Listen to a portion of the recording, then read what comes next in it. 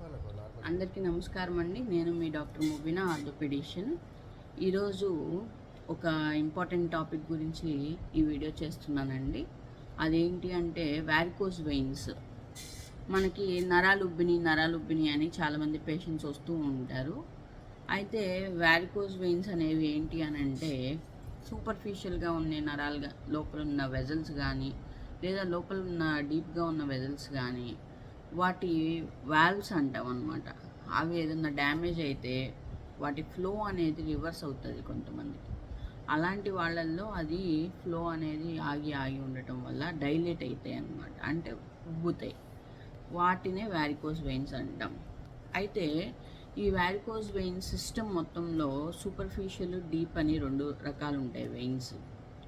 అవి ఈ వాల్వ్స్తో కనెక్ట్ అయి ఉంటాయి. మనకి ఎలాగ హార్ట్లో వాల్వ్స్ ఉంటాయో అలాగే బ్లడ్ వెజల్స్లో కూడా వాల్వ్స్ ఉంటాయి అన్నమాట. అవి ఏం చేస్తాయి అంటే కింద నుండి పైనుండి కిందకి లేదా లోపల ఉన్న బ్లడ్ని బయటికి అలాగా ట్రాన్స్ఫర్ చేయడానికి, అంటే ఫ్లో చేయడానికి హెల్ప్ అవుతాయి వెయిన్స్ అనేవి. ఇది మ్యాక్సిమమ్ ఆడవాళ్ళలో కన్నా మగవాళ్ళల్లో ఎక్కువ ఉంటుంది. అయితే సూపర్ఫిషియల్ వారికోస్ వెయిన్స్ అనేవి ఫీమేల్స్లో కూడా ఎక్కువ ఉండే అవకాశం ఉంటుంది. అయితే దీన్ని పెర్ఫరేటింగ్ వెయిన్స్ అంటాం అన్నమాట, ఈ మధ్యలో ఉన్న వాటిని. అది ప్రాబ్లం అయితేనే ఇవన్నీ ఉబ్బుతాయి అన్నమాట. ఇవి ఎందుకు వస్తాయి? ఫస్ట్ ఆఫ్ ఆల్, ఇది బాగా లాంగ్ స్టాండింగ్, అంటే ఎక్కువసేపు నుంచునే వాళ్ళల్లో, ఎవరు టీచర్సు, కండక్టర్సు లేదా షాప్స్లో వర్క్ చేసేవాళ్ళు, లాంగ్ స్టాండింగ్ కేసెస్, అంటే ఏదైనా లాంగ్ స్టాండింగ్ జాబ్స్ చేసే వాళ్ళలో ఉంటుంది ఈ వారికోస్ వెయిన్స్ అనేది. రెండోది ప్రెగ్నెన్సీలో, చాలామంది ప్రెగ్నెంట్ లేడీస్లో కూడా వారికోస్ వెయిన్స్ వచ్చే అవకాశం ఉంటుంది. తర్వాత వాళ్ళు బరువు తగ్గి నార్మల్ అయ్యి డెలివరీ అయిన తర్వాత మళ్ళీ నార్మల్ అయ్యే అవకాశం ఉంటుంది. మూడోది ఏజ్ ప్రభావం వల్ల కూడా వారికోస్ వెయిన్స్ అనేవి వస్తాయి. అలాగే ఫ్యామిలీ హిస్టరీలో కనుక వారికోస్ వెయిన్స్ ఉన్నాయి అంటే ఎవరిదన్నా ఫ్యామిలీలో ఉంటే వాళ్ళ తరతరాలుగా వచ్చే అవకాశం ఉంటుంది. అలాగే లావుగా ఉన్న వాళ్ళల్లో కూడా వచ్చే అవకాశం ఉంటుంది. సో ఇలాంటి వాళ్ళు జాగ్రత్తగా ఉండాలి. అయితే అందరికీ కంప్లైంట్స్ ఉండవు, దానివల్ల ఇబ్బందులు ఏమి ఉండవు. కొంతమందికి మాత్రం మైల్డ్ పెయిన్ ఉంటుంది. రాత్రిపూట కాళ్ళు లాగినట్టు ఉండటం, అంటే నాక్టర్నల్, ఓన్లీ రాత్రిపూట మాత్రమే పెయిన్స్ వస్తాయి కొంతమందికి. అలాగా కాళ్ళు తిమ్మిర్లెక్కినట్టు, లేదు బరువుగా ఉన్నట్టు, ఇవన్నీ సిమ్టమ్స్ అన్నమాట. దీన్ని ఎలా అయినా కనుక్కోవచ్చు. మనం పైనుండి చూస్తూ ఉంటే సూపర్ఫిషియల్ వెయిన్సే కాబట్టి పైనుండి డయాగ్నోసిస్ అనేది చూడగానే తెలుస్తుంది అన్నమాట. అయితే దీన్ని ఎలా తగ్గించుకోవాలి? అసలు దీనికి స్టేజెస్ కూడా ఉంటాయి, చిన్న స్టేజ్ నుండి పై స్టేజ్ వరకు. ఫస్ట్ స్టేజెస్లో ఉంటే చిన్న స్పైడర్స్ లాగా ఉంటాయి అన్నమాట వెయిన్స్.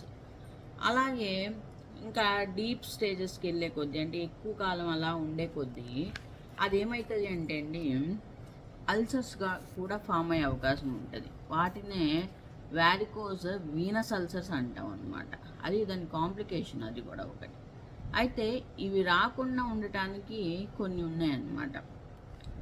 జాగ్రత్తలు అవి ఏంటి అనంటే, ఫస్ట్ జాగ్రత్త ఏంటి అనంటే ఎక్కువసేపు నుంచునే వాళ్ళు మధ్యలో 5 to 10 minutes కూర్చొని రెస్ట్ తీసుకోవాలి. అది ఫస్ట్ది. రెండోది ఏంటంటే అండి క్రేప్ బ్యాండేజ్ అంటాం. బ్యాండేజ్ కానీ స్టాకింగ్స్ కానీ, అంటే సాక్స్ లాగా ఉంటాయి అన్నమాట. మన లెగ్గింగ్స్ ఉంటాయి చూడండి, అలానే ఉంటాయి అవి కూడా. అవి కాలు భాగం నుండి తొడ వరకు వేసుకోవాల్సి వస్తుంది, పొద్దు నుండి సాయంత్రం వరకు. మధ్యలో దురద అలా ఉంటే కొంచెం సేపు తీసి మళ్ళీ వేసుకుంటూ ఉండొచ్చు. అది రెండోది. తర్వాత పడుకునేటప్పుడు నొప్పి ఉంటుంది నైట్ టైం అని చెప్పాను కదా, అలాంటి వాళ్ళు ఏం చేయాలి అని అంటే కాలు ఎత్తులో పెట్టుకోవాలి. మనం పడుకున్నప్పుడు మన హార్ట్ కన్నా, అంటే మనం పడుకున్న హైట్ కన్నా మన కాళ్ళు అనేవి హైట్లో ఉండాలి.